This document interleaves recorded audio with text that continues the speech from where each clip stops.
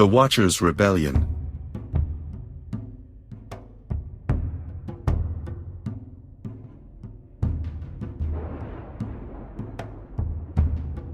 The Fall of the Gods and the Chosen Ones.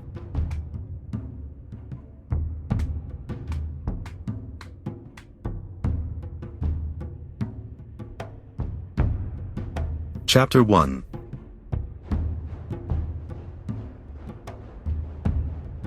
The World Before the Flood.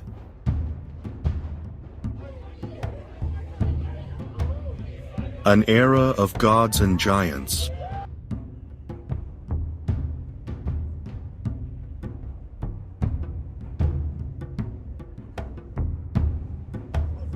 Long ago, in an era not found in any modern history book, there was a world of incredible size and beauty. People didn't live in simple tribes, but under giant sky domes, in cities of gold, silver, and crystal. They were wise, their buildings were better than anything we know today, and their kingdoms stretched across the land. These cities weren't just amazing buildings, but centers of learning and culture. Libraries held the knowledge of the stars and the earth, temples touched the sky, and markets were full of exotic goods from all over the world.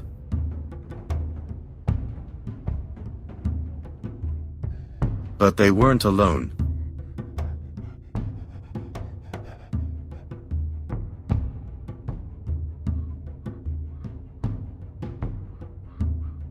Above them ruled beings who called themselves gods, but they were really fallen angels, watchers cast out of heaven, pretending to be lords of the earth. These fallen angels, once bright beings of light, had left their heavenly home and now haunted the earth. They brought knowledge and technology to humans, but also suffering and destruction.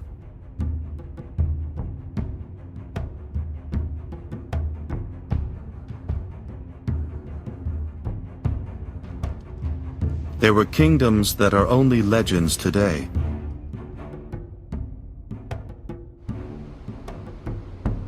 Atlantis, a city of shimmering orichalcum, ruled by a powerful angel who brought knowledge to humans, but also war. Atlantis was a center of power and knowledge, where people lived in harmony with nature until the ruler's greed and pride ruined the city.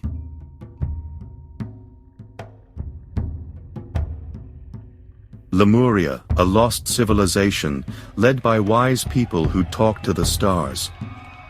Lemuria was a land of mystery and spiritual enlightenment, where the wise unlocked the secrets of the universe and lived in harmony with cosmic forces.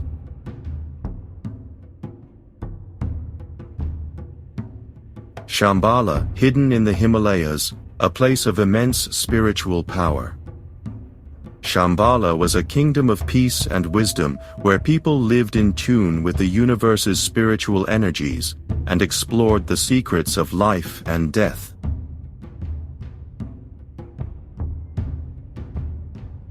Above all these kingdoms ruled the caste of false gods. They demanded worship, built huge temples, and forced people to make blood sacrifices. Their priests knew ancient secrets, and people bowed down to them, not knowing their lords were just tricksters who had rebelled against the Most High. These false gods used their power to oppress people and pursue their own dark goals.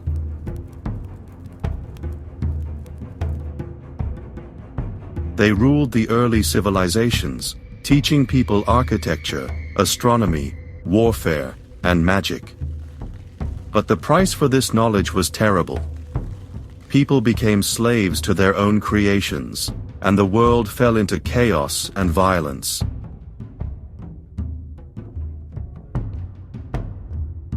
These beings weren't true gods. They were fallen angels, heavenly beings who once served the one true God, but claimed earth for themselves in their pride. They wanted what wasn't theirs, to rule over humanity. So they came down, took human wives, and had children who were half human, half angel, the Nephilim. These Nephilim were giants, beings of unimaginable strength and cruelty, who covered the earth with terror and destruction.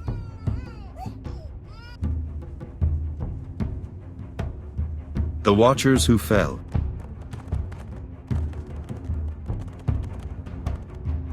Eons ago, the Most High God, the one true Creator, sent a group of powerful angels to watch over Earth.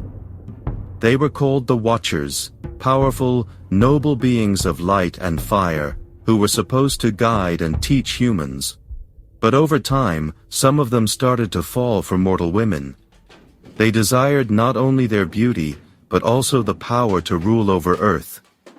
These Watchers, once humanity's protectors, became their oppressors and tyrants.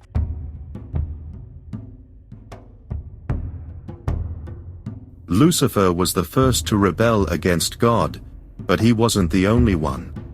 Among his followers, 200 turned their backs on heaven and came down to earth. Led by Semjaza and Azazel, they took human wives and had children with them. These children weren't ordinary humans. They were giants, titans, beings of unimaginable strength and cruelty. They ruled over humans with an iron fist and brought death and destruction upon the world.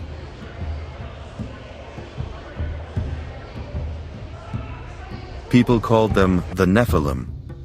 These Nephilim weren't just physically powerful, but also had supernatural abilities that made them even more dangerous. They could control the elements, manipulate people's thoughts, and were almost impossible to hurt. People lived in constant fear of these beings, who destroyed their cities and tore their families apart.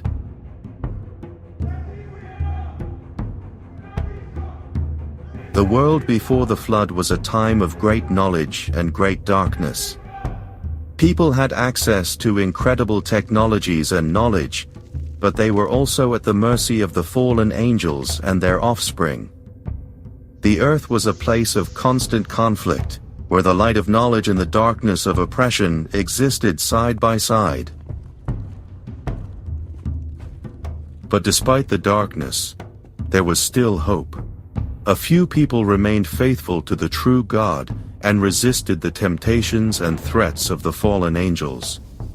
These chosen ones were protected by God and given the promise of a new beginning, a new world that would emerge after the flood.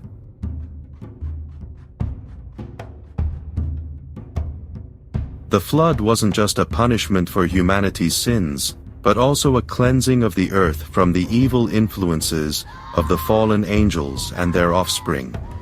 It was a fresh start, a chance for humanity to live in harmony with God and creation.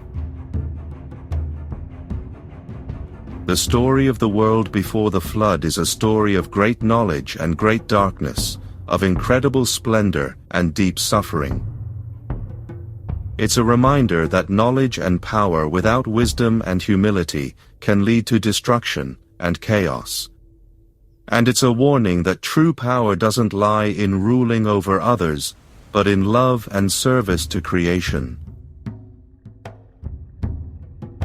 The world before the flood may be gone, but its lessons remain. It teaches us that we must be wary of the temptations of power and that we must always seek the true light that guides and protects us.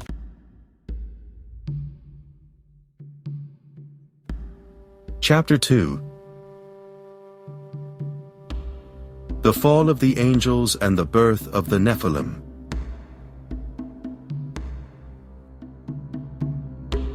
Once the Watchers were angels of the Most High, appointed to watch over humans.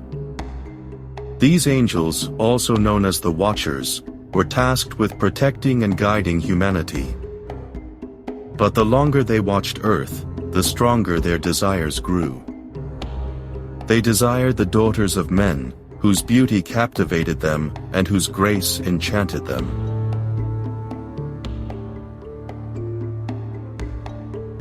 Their leader was Semjaza, a charismatic but cunning angel. Semjaza was known for his wisdom and his ability to persuade others. He spoke to the others. Why should we only watch? Let us rule ourselves, let us have sons on earth. These words sounded tempting, and many of the angels were drawn to the idea of ruling the earth themselves. But they feared the Most High's punishment. The angels knew their actions could have serious consequences. So Semjaza swore, "If you make this pact with me, the blame will fall on all of us." Semjaza promised they would share the responsibility, and so they made a pact. And so, 200 angels swore on Mount Hermon that they would descend together. That same night, they fell from the sky like a swarm of glowing stars and took wives. These angels, once watchers, now became fallen angels who had betrayed their heavenly duty. But from these unions, no ordinary children were born.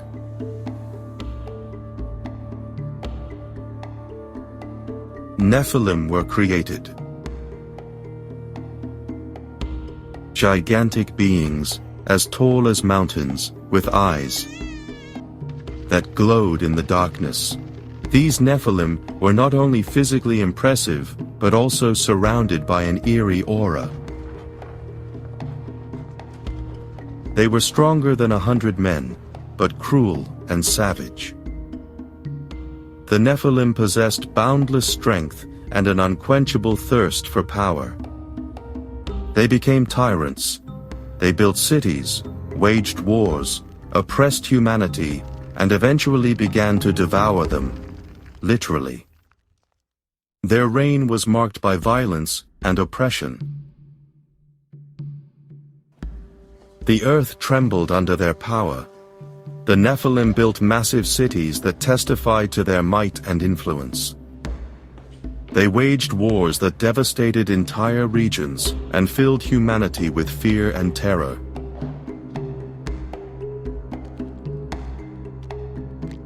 The tyranny of the Nephilim.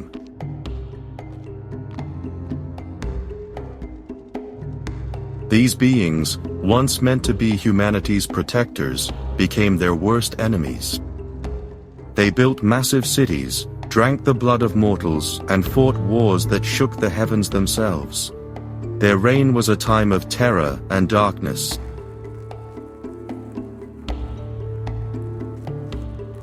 The Nephilim weren't just big, they were giants, mightier than 10 men, with skin of bronze and the strength to move mountains. But instead of serving as protectors of humanity, they became their tyrants. They built massive cities, drank the blood of mortals, and fought wars that shook the heavens themselves. Their power was immeasurable, and their cruelty knew no bounds.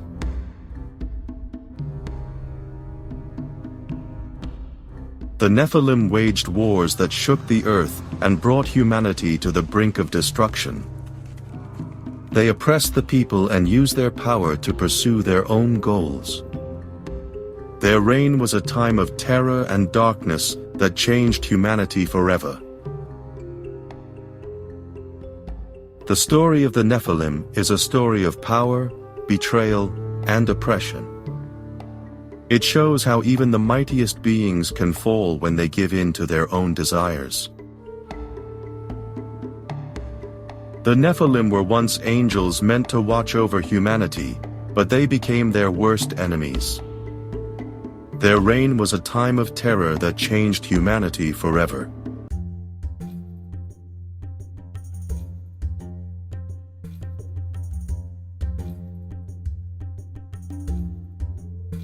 Chapter 3.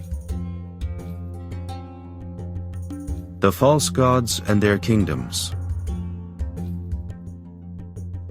Every great civilization of the ancient world had its god, its ruler, its power. But they were all part of the same rebellious legion. Zeus, the so-called king of the gods, ruled over Olympus with lightning and thunder. He was once a guardian of the heavens, but his pride led him to believe he could control fate itself.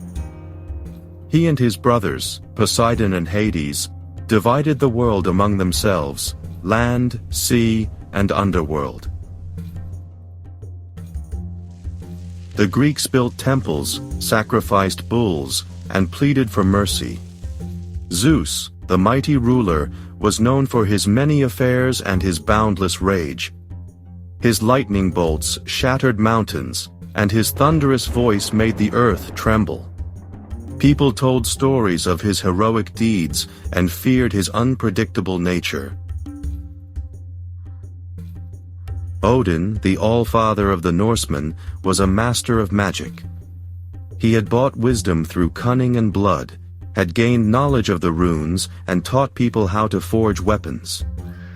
But deep in his soul, he feared the end, an end he could not prevent. Odin, the rune master of the north, pierced himself with a spear to gain knowledge. He taught people magic, war, and smithing, but his heart was dark with fear of the end that would come. The Norsemen revered him as the wise and powerful leader who always strived for more knowledge. His ravens, Hugin and Munin, flew over the world and brought him news, while his wolves, Geri and Freki, fought by his side. Enlil, the tempestuous god of the Sumerians, had himself worshipped as a creator. His priests wrote of his power, of his wonders in cuneiform, but he was no creator, only a conqueror. Enlil, the stormy lord of Mesopotamia, commanded the rivers to obey his will. His temples were adorned with gold, his priests told stories of his infinite wisdom, but in truth, he was only a thief of the divine throne. The Sumerians built magnificent ziggurats in his honor, and sacrificed the best fruits of their harvest to him. Enlil was known for his boundless rage, and his ability to cause storms and floods that could destroy entire cities. Kukulkan, the feathered serpent of the Maya, was a being of fire and wind. He brought people the knowledge of the stars. Kukulkan wound his way through the jungles of Mesoamerica and taught his followers the laws of the universe. But his gifts came at a price: blood. Human sacrifices were the currency of his power. The Maya built magnificent pyramids in his honor and performed bloody rituals to gain his favor. Kukulkan was known for his wisdom and his ability to predict the future. His followers believed that he could show them the way to the stars and that he would reveal to them the secrets of the universe. They were all, in truth, Nephilim, hybrid beings of angel and human, corrupted by pride and violence. These beings, who once served as guardians of heaven, had rebelled against their creator and descended to earth to rule over humans. Their power was great, and their rule was cruel. They used their supernatural abilities to oppress people and build their own kingdoms. The Nephilim were known for their boundless strength and their ability to control the elements. They could ignite fire, conjure storms, and make the earth tremble. But God looked down upon the earth and recognized the corruption. He saw how the Nephilim enslaved people and abused their power. He decided to put an end to this rule and cleanse the earth of its corruption. God sent a great flood to destroy the Nephilim and their kingdoms. Only a few people survived this catastrophe, and the world was created anew. The stories of the flood and Noah's Ark are handed down in many cultures and bear witness to this divine intervention. The Nephilim, the children of these fallen beings, walked among mortals like kings and tyrants. They were giants, Their skin was resistant like bronze, their eyes glowed in the dark. They built cities of stone, erected pyramids, ziggurats and fortresses that would defy even the floods of time. But their rule was cruel. They enslaved people, demanded tribute, took what they wanted. Every civilization had its own gods. But they were all the same fallen beings, disguised under different names. People lived in constant fear of the Nephilim and their merciless rulers. They told stories of their cruel deeds and hoped for an end to their tyranny. People worshipped them.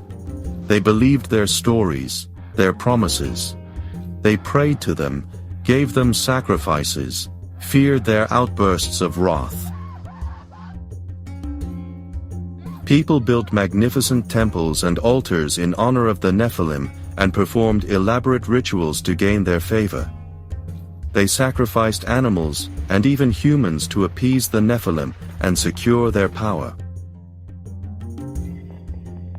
The stories of the Nephilim and their deeds were passed down from generation to generation and shaped the cultures and religions of the ancient world. People lived in constant fear of the Nephilim and hoped for an end to their reign.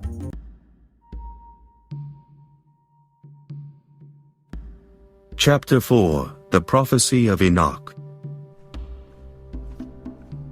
In the middle of all this darkness, there was one man who knew the truth: Enoch, a prophet of the Most High. He was a good man among the bad, and God showed him what was going to happen. Enoch wasn't a king, a priest, or a soldier, but he was the only person God picked to speak for him. He lived when sin and bad stuff were everywhere, but he stayed strong in his belief and did what was right. Enoch had visions. He saw the real future of Earth. He saw the fallen angels using their powers for bad things, and the Nephilim covering the world in blood. And he saw the punishment that had been decided. These visions weren't just dreams, they were like real-life movies, showing him the scary and sad things that were going to happen. Enoch wrote down his visions and told everyone, "The earth wants justice. Its blood is crying out to heaven. The earth is full of sin, and its cries have reached the highest places. The watchers who fell will be punished. Their children, the giants, will be destroyed, and the world will be washed clean by water." He warned people, but they just laughed at him. They made fun of him and called him silly. "Look around, prophet," they shouted. "Our gods are strong. Our cities are still here. Where is your God?" They didn't see the warnings Enoch gave them. The fake gods hated him, but they couldn't hurt him because God was protecting him. These gods that people worshipped were really fallen angels using their powers for bad things and tricking everyone. They thought Enoch was dangerous, but they couldn't do anything to him because God was keeping him safe. But Enoch knew their time was almost up. He saw more and more signs that the end was close. He saw how bad people had become and all the unfair things happening on earth. He knew the punishment was coming and that the world would be washed clean with water. And then, one day, he disappeared. The old stories say Enoch didn't die like everyone else. God's light took him away. He went up into heaven, but him disappearing was a bad sign. It meant the end was close, and people would be punished for the bad things they did. From then on, more and more bad things started to happen. The ground shook, the sky got dark, and people started to realize Enoch was right. But it was too late. The punishment was decided, and the world being washed clean with water was going to happen. And so the punishment happened. The fallen angels were punished, the Nephilim were destroyed, and the world was washed clean by the water. Enoch's predictions came true, and people paid for the bad things they did. But everyone remembered what Enoch said and did, a reminder that he was a good man who believed in God. Chapter 5: The Final Hour, the End of the Old Order. The final hour before the flood had come. Strange things were happening all over the world. The sky darkened, the winds became restless, and the ground trembled as if the earth itself was shaking with fear. The animals in the forests and fields grew restless, and the birds fell silent, as if they sensed the impending doom. The false gods sensed that something big was coming. They gathered at their holy places and called upon the powers of heaven, but the one true God remained silent.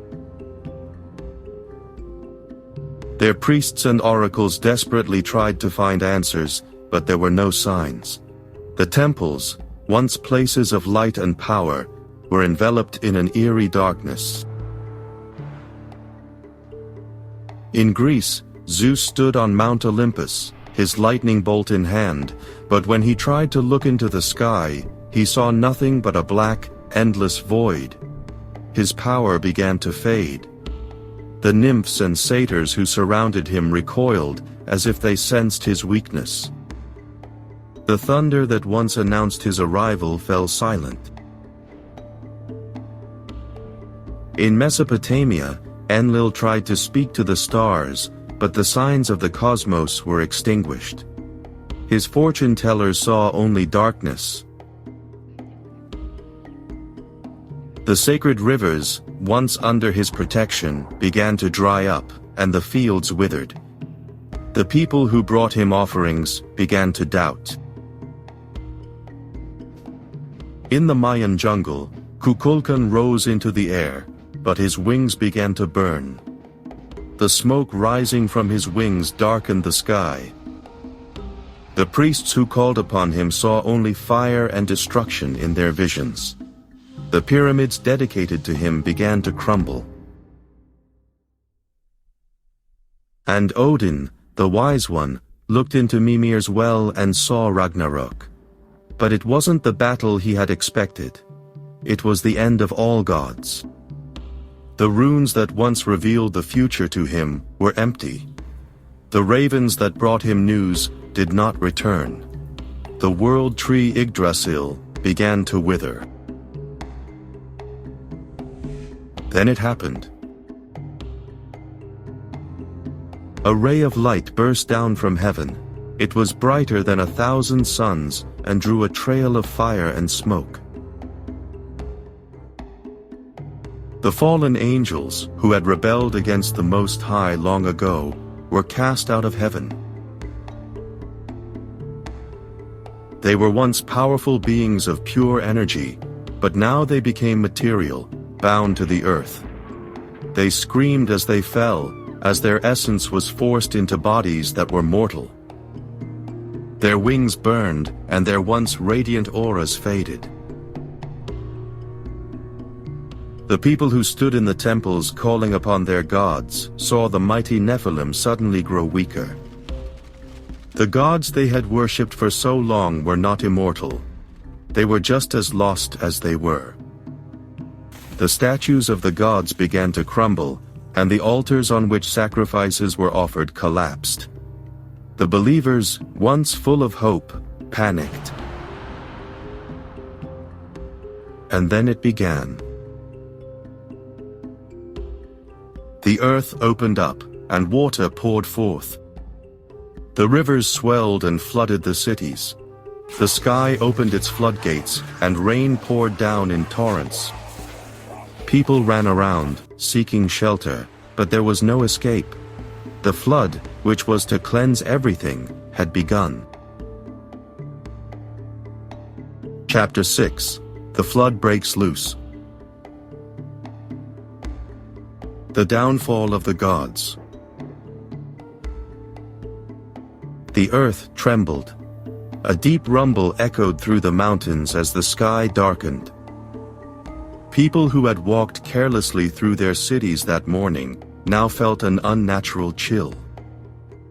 The wind shifted. The air was heavy as before a thunderstorm. But this wasn't a normal storm approaching, it was the judgment of heaven. Then it happened. The cloud cover ripped apart, as if an invisible hand had torn it open with brutal force. Water poured down, not in drops, but in mighty streams, as if the sky itself were breaking apart. At the same time, the depths of the earth burst open. Oceans, once hidden in the abyss, shot upwards with unimaginable force. Springs, which no one knew existed, gushed forth water endlessly. Chaos reigned in the cities. People ran to their temples, threw themselves down before the statues of their gods, prayed, screamed, and wept. But those they worshipped, the false gods, could not help them. They themselves were doomed. The Last Battle of the Giants. The Nephilim, the giant sons of the fallen angels, were the first to grasp the seriousness of the situation. They, who considered themselves invincible, felt the end coming. In Greece, Zeus stood on the summit of Mount Olympus. The titans and demigods gathered around him. "We are immortal," Zeus thundered, hurling a lightning bolt into the gathering clouds. But the sky did not answer. His lightning fizzled ineffectually. The rain burned like acid on his skin, and his power, which he once held over the elements, was gone. One by one, the titans were swallowed by the rising floodwaters. Zeus fought to the last, but finally, he too disappeared into the churning waters. In Mesopotamia, Enlil and Enki stood on the ziggurats, watching as the Euphrates overflowed its banks and swallowed the city of Ur. Enki, who had once brought knowledge to mankind, spoke powerful words of magic. But his rituals were useless. He realized that the true God had seen through him. "We have failed," he murmured before the water swept him away. In Scandinavia, Odin had recognized the inevitable. "Valhalla will fall," he said to his warriors. "But our names will not be forgotten." He fought as a god should, but even his spear Gungnir could not hold back the waves. The All-Father disappeared with the Aesir into the raging sea. In Mesoamerica, Kukulkan tried to rise into the air.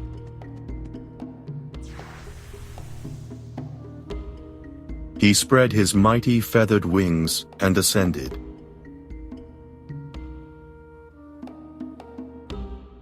But the floodwaters reached the sky.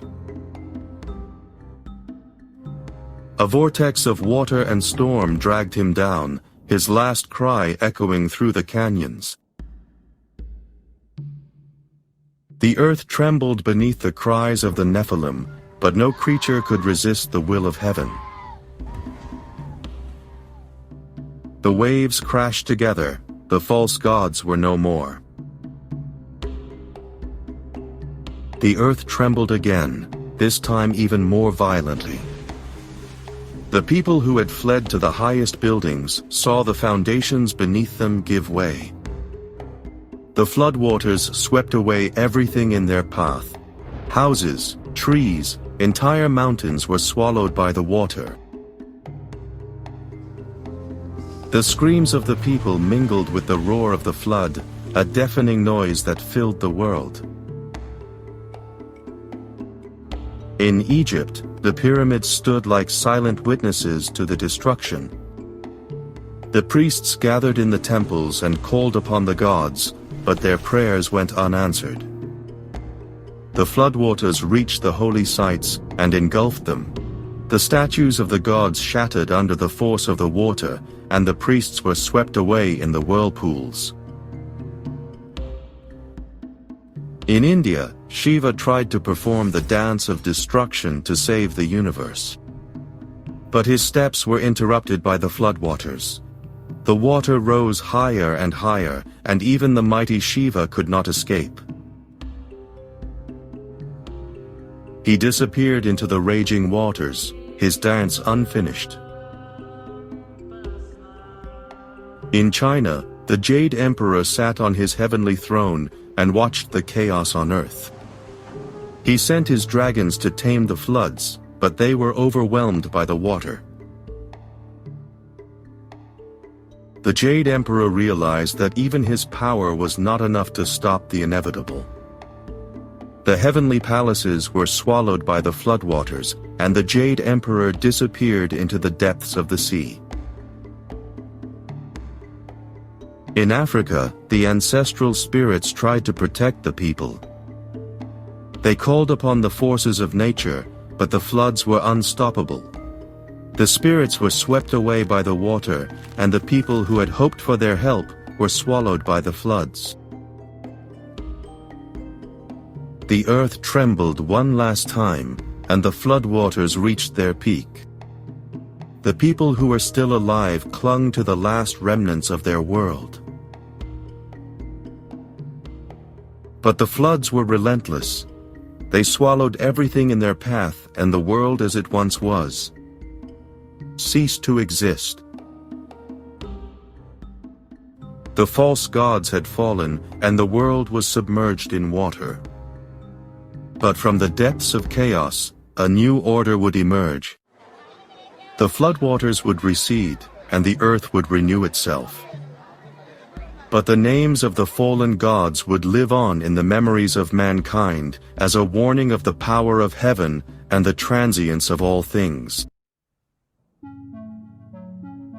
Chapter 7: The Chosen Ones, the Rescue of the Righteous. Not everyone was doomed. In every great civilization, God had chosen a select few to preserve the true human race. These chosen ones were not just ordinary people, but carriers of a divine plan, meant to guide humanity through the darkest of times. Noah was the first. He spent decades building his ark while people mocked him. But he had heard God's call and obeyed. When the first drops fell, he led his family and the animals into the ship. The floodwaters lifted him up, while the screams of the drowning faded into the darkness.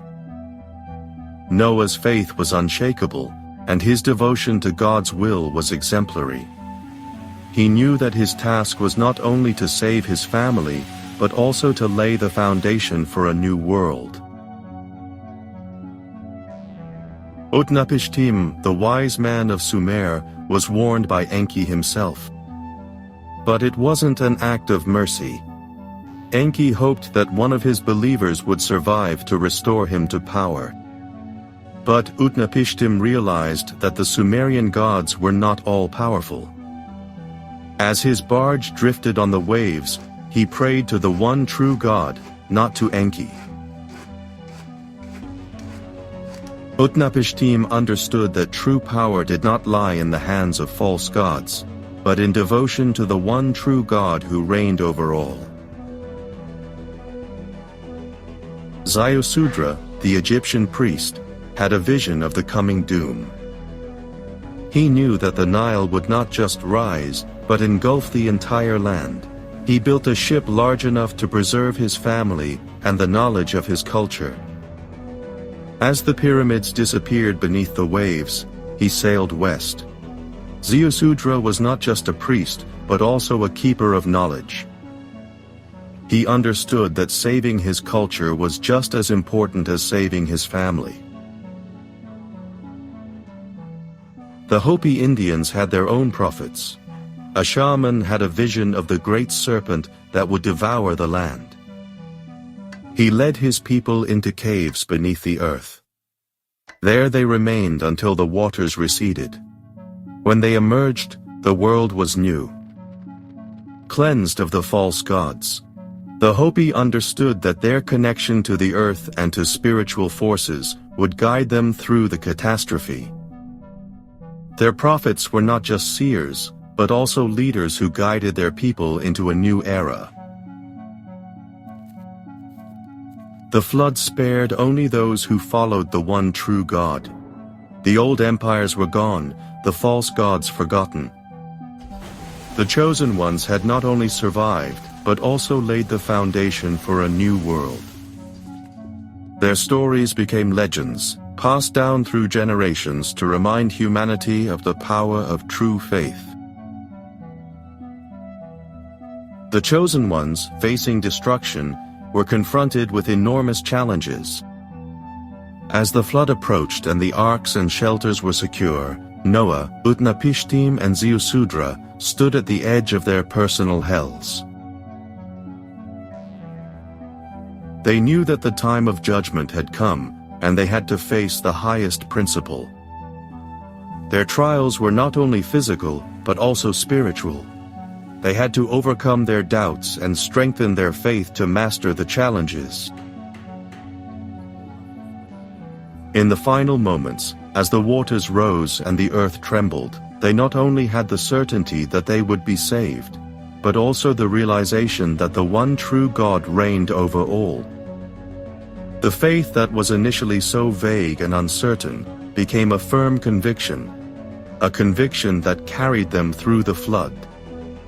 This conviction was not just a personal triumph, but also a sign to humanity that true faith can overcome all obstacles. They had overcome their doubts. They had realized that the one true God ruled over all other gods and powers. And they knew that their task was not only to survive, but also to pass on the truth when the waters receded and the new world emerged. Their stories became lessons that would guide humanity through the ages to come. The chosen ones were not just survivors, but also teachers and leaders who led humanity on the path of true faith. The rescue of the righteous was not just an act of mercy, but also a sign of divine justice. The chosen ones had proven that true faith is stronger than any catastrophe. Their stories became symbols of hope and faith, meant to guide humanity through the darkest of times. The new world that emerged after the flood was a testament to the power of true faith and the unwavering devotion of the chosen ones. The chosen ones had fulfilled their task. They had led humanity through the flood and laid the foundation for a new world. Their stories became legends, passed down through generations to remind humanity of the power of true faith. The rescue of the righteous was not just an act of mercy, but also a sign of divine justice. The chosen ones had proven that true faith is stronger than any catastrophe. Chapter 8. The Chosen Ones. The Inner Struggle.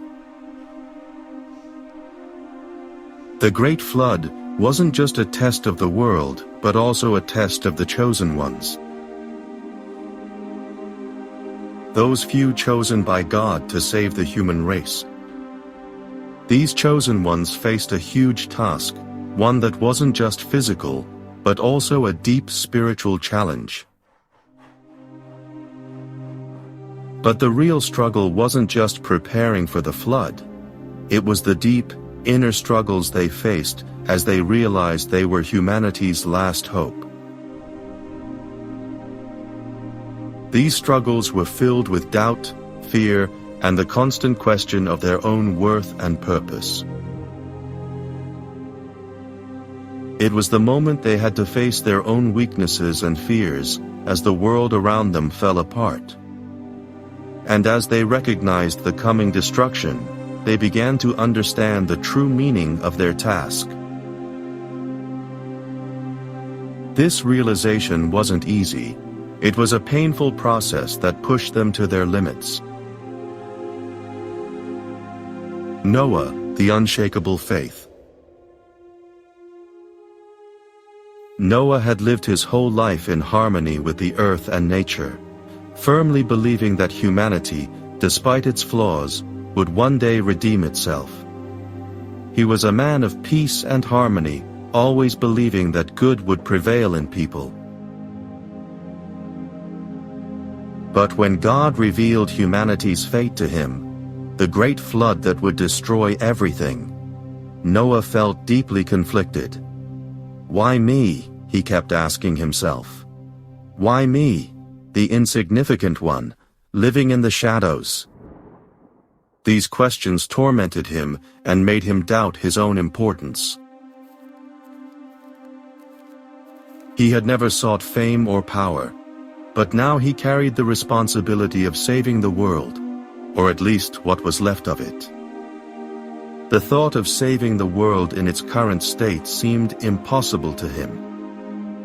How was he supposed to do that? How could he show other people the true God when they preferred to turn to false gods? These thoughts often made him despair. The challenge wasn't just building the ark, but understanding that he was the last of the righteous. He couldn't escape the scorn of others, and sometimes the fear gnawed at him that he, the simple man, was the only one who believed in the true truth. But deep down, he knew that God had called him. This calling was his only support in the dark hours of doubt. This truth gave him the strength to keep going, even though he never fully understood the extent of God's plan. His family was his support, and his love for them kept him going, even as the world around him threatened to plunge into darkness and chaos. This love was the anchor that held him steady in stormy times. Utnapishtim, the doubting sage. Utnapishtim, the wise man of Sumer, was a man of great wisdom. But when he was warned by the gods, he felt confused and torn. His wisdom seemed insufficient at that moment to grasp the impending catastrophe. He had always believed that the Mesopotamian gods were powerful and all-knowing. Enki had given him knowledge, and he had helped people with his teachings and rituals. But now, as Enki told him about the coming flood, Utnapishtim began to doubt everything. These doubts gnawed at him and made him question his previous beliefs. Are they really the true gods? He kept asking himself. Or is it just another lie? Enki hadn't revealed the whole truth to him. The god had hoped that one of Utnapishtim's believers would survive, but the wise man quickly understood that what he had believed was nothing more than a game of the gods. This realization was a heavy blow to him. He felt betrayed and lost. But in the face of the flood, as he built the ship and ignored the warnings of the people, the realization grew within him that he had to dedicate himself to a higher purpose. The gods are not the answer, thought Utnapishtim. I must pray to the true God, not to the false gods. This realization was the beginning of a new path for him. But even amidst this realization, there were doubts. How could he, who had been blessed by the gods themselves, follow a god he had never seen? How could he be sure that this god would help him? Utnapishtim struggled with his own uncertainty. But when the flood began, he knew that his only hope lay in the true God, not in the false promises of the Mesopotamian gods. It was a painful step, but he had to take it. This decision was the turning point in his life. Ziusudra, the priest of knowledge. Ziusudra, the priest from Egypt, had lived a life in service to the gods. As a priest of the Nile and the gods of Egypt, he was versed in the mysteries of the universe and mortality. His wisdom and knowledge were legendary, and many sought his advice. But as the flood approached, as he learned of the impending catastrophe, he felt uncertain. The gods of Egypt had given him knowledge, but these gods could not help him now. What is the true will of the universe? He wondered, as the waves of doom drew ever closer. Ziusudra had never doubted that the Nile was the source of all life. These doubts were new to him and shook his previous beliefs. But the announcement of the coming destruction shattered his worldview. He felt the pain and confusion as he prepared the land and himself for the impending doom. What remained of all the knowledge he had taught people? His only hope now lay in building his own ship. The only way to preserve the surviving scriptures, the knowledge of the ancient world. This task was his last hope. But even here, doubt was not far away. Should he really rely on a ship, or was it all just a desperate attempt to escape the truth? As the floods rose, Ziusudra found his true realization. Not through the gods who had once given him knowledge, but through faith in the higher, invisible principle that stood behind everything. This realization was the key to his survival. It is not the Nile that nourishes us, he thought, but the true God. This realization was the turning point in his life and gave him the strength to carry on. The chosen ones in the face of doom. As the flood approached and the arks and shelters were safe, Noah, Utnapishtim, and Ziusudra stood at the edge of their personal hells. They knew that the time of judgment had come, and they had to face the highest principle. This realization was both a burden and a liberation for them. In the final moments, as the waters rose and the earth quaked, they not only had the certainty that they would be saved, but also the realization that the true God was above all. The faith that was initially so vague and uncertain became a firm conviction. A conviction that carried them through the flood. This conviction was the anchor that held them steady in stormy times. They had overcome their doubts. They had realized that the true God ruled over all other gods and powers. And they knew that their task was not only to survive, but also to pass on the truth when the waters receded and the new world emerged. This realization was the key to their survival and their future task. The moment of redemption. The chosen ones now stood at the threshold of a new era. They had won the inner struggle and were ready to live the truth. As the waters receded and they stepped into the new world, they were no longer just survivors. They were witnesses to the divine plan. This realization was both a burden and a liberation for them. And they knew that their journey was far from over. The old world was destroyed, the false gods forgotten. But in their hearts, the chosen ones carried the knowledge of the true God and the responsibility to pass this knowledge on to the new generation. This responsibility was both a burden and a liberation for them. Chapter 9. The New World. an earth without the false gods. For 40 days and 40 nights, the flood raged, the rains were non-stop, the winds howled, and the earth shook with the force of nature. When the waters finally receded, the world was unrecognizable. Cities were washed away, mountains crumbled, and valleys filled with water. The survivors emerged from their arks, caves, and shelters to a new world. Noah built an altar and made a sacrifice to God to show his thanks. Utnapishtim looked out at the endless waters and knew his people had to start over. The Hopi thanked the great serpent for the warning that allowed them to survive. Each culture preserved its own memory of the flood, and every story was a testament to the destruction and the new beginning.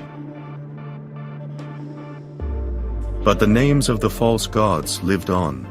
They were no longer seen as angels, but as gods who might one day return.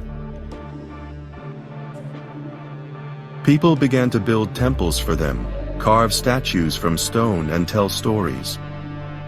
The world was new, but the seeds of the old stories had been sown. These stories were passed down through generations, and the false gods became a permanent part of human culture. Epilogue: The Legacy of the Flood. Millennia passed. The world grew again. People populated the lands. Cities were rebuilt. Civilizations flourished, and humanity made progress in science, art, and culture. But the memories of the flood faded. The false gods never returned, but their names remained in legends. Zeus, Odin, Enlil, Kukulkan. They weren't dead in the minds of men, but waiting to return. But deep beneath the earth, in the shadows beyond time, the fallen angels were imprisoned. Locked away, waiting for the day of judgment. They were trapped in eternal darkness, their power broken, but not forgotten. And when the time comes, it will be seen again whether humanity has learned from the flood, or whether it must be cleansed once more. The prophecies speak of a day when the fallen angels will be free again, and humanity will face a final test.